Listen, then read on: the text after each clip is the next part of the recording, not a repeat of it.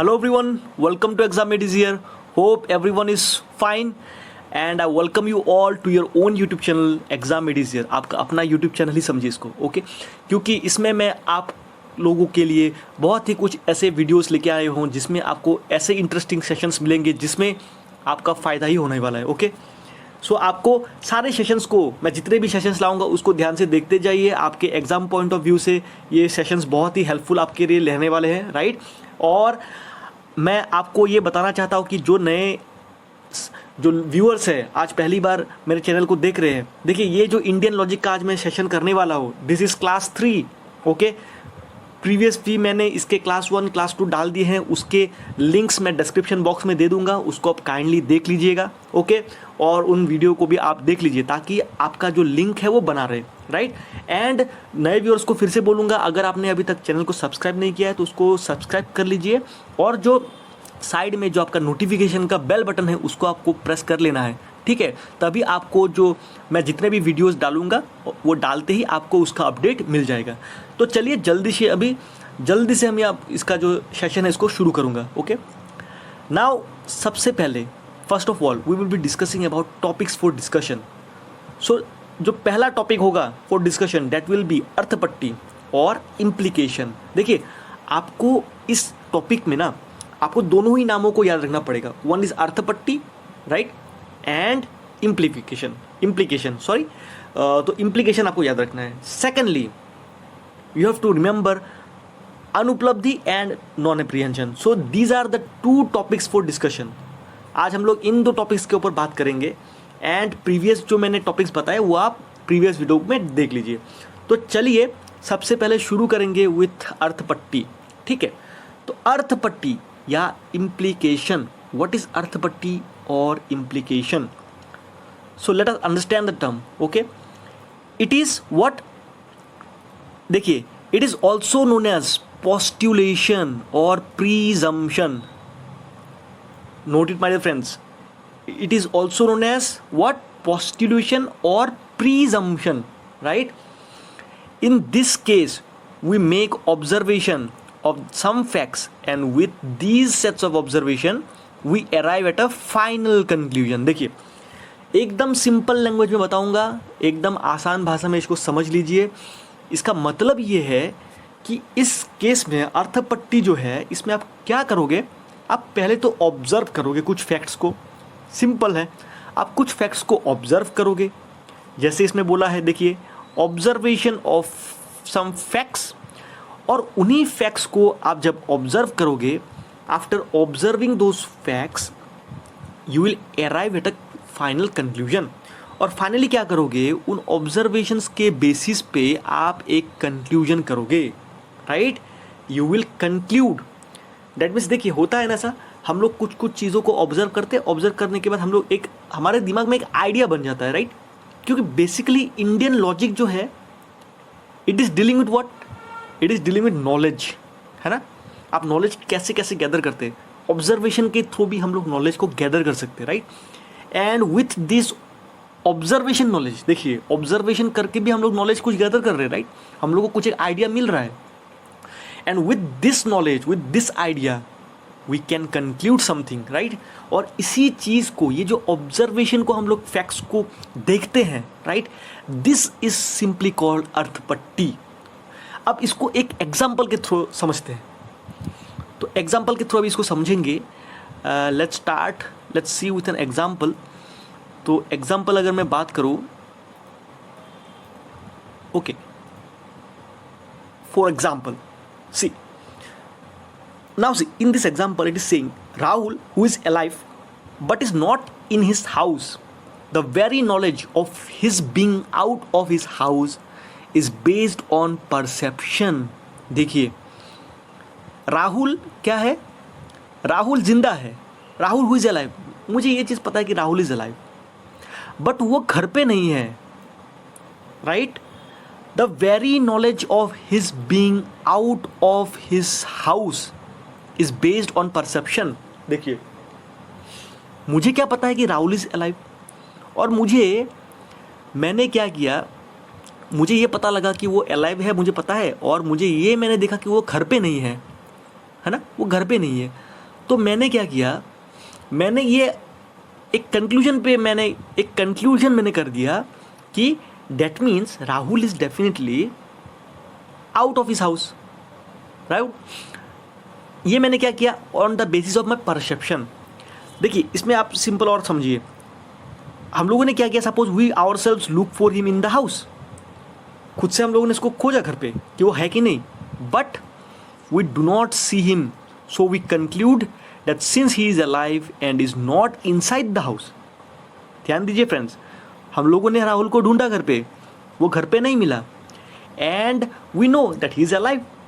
तो हम लोगों ने, लेकिन वो घर पे नहीं है, वो घर के अंदर नहीं मिल रहा, दैट मीन्स हम लोगों ने क्या कंक्लूजन कर दिया, but that means he must be somewhere outside his house. तो डेफिनेटली वो कहीं पर घर से बाहर गया होगा, राइट। सो ये जो कंक्लूजन है, राइट, ये कंक्लूजन मैंने कैसे किया, with the help of my observation, correct. तो यही है अर्थपट्टी। होप आप लोग सबको क्लियर हो गया होगा, ओके। फिर भी अगर आपको कुछ डाउट्स रहे, कुछ क्वेरीज रहे, you are open up, I am very open up. आप आराम से मुझे कमेंट बॉक्स पे कमेंट कीजिए, कुछ आपको दिक्कत है आप मुझे वो चीज़ पूछ लीजिए, राइट। मैं उसका डेफिनेटली उसका सोल्यूशन ज़रूर दूंगा। अगर कुछ ऐसा चीज़ आपको कुछ समझ में नहीं आ रहा तो आप उसको डेफिनेटली कमेंट कीजिए, और आप लोगों के कमेंट्स मुझे बहुत मैटर करते हैं, राइट। वही हमारे सोर्स ऑफ मोटिवेशन होता है, ओके। चलिए नाउ देखिए, नेक्स्ट हम लोग देखेंगे अबाउट, ओके, सो अर्थपट्टी हमारा हो गया। Now we will be seeing अनुपलब्धि, ओके ओके। चलिए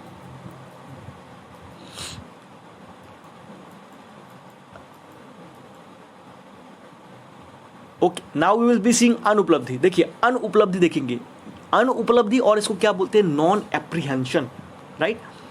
व्हाट इज अनुपलब्धि, ये समझिए, अब टर्म को समझते हैं। तो सबसे पहले अनुपलब्धि means it is the perception of non existence of a thing. देखिए पहले आप डेफिनेशन को समझ लीजिए, उसके बाद मैं बात बताऊंगा। Important point two note, it is the perception of, this word is very important. Perception हम लोग किस चीज का कर रहे हैं, ऑफ नॉन एग्जिस्टेंस, कोई चीज नहीं है, ऑफ अ थिंग, देखिए कोई चीज नहीं है। अब समझिए, अभी आप तो को समझ में नहीं आया होगा, मुझे पता है। Now let me proceed further. अब देखिए, we generally tend to believe something is not there when we are unable to see. अब थोड़ा सा आपको क्लियरिटी आएगा। अब देखिए बोल क्या रहा है, हम लोग का देखिए एक ह्यूमन नेचर है, हम लोग बोल सकते हैं इसको, राइट। हम लोग को जो चीज़ दिखता नहीं है हमें लगता है कि वो है नहीं, राइट। दैट मीन्स ये जनरल फैक्ट है, मतलब जनरली ऐसा होता है कि हम लोग अगर दिख नहीं रहा है, अच्छा ये तो मुझे दिख ही नहीं रहा है, दैट मीन्स ये चीज़ होता ही नहीं होगा, राइट। ऐसा हम लोग को लगता है, बट ज़रूरी नहीं है कि ऐसा ही हो, राइट। क्यों ऐसा होगा, अब देखिए, non perception can not be used as an implication of non existence. Very important point, आप एकदम इसको दिमाग में डाल लीजिए, कंफ्यूजन एकदम नहीं रखना है। अब देखिए क्या बोल रहा है, वी आर अनेबल टू सी, अरे ये हो गया। अब बोल रहा है कि नॉन परसेप्शन, देखिए एक होता है कि हम लोग को चीज़ दिख नहीं रहा है, so we are making a perception, हम लोग ये एक परसेप्शन रख रहे हैं कि वो चीज़ नहीं है। लेकिन इससे अभी क्या बोल रहा है कि नॉन परसेप्शन,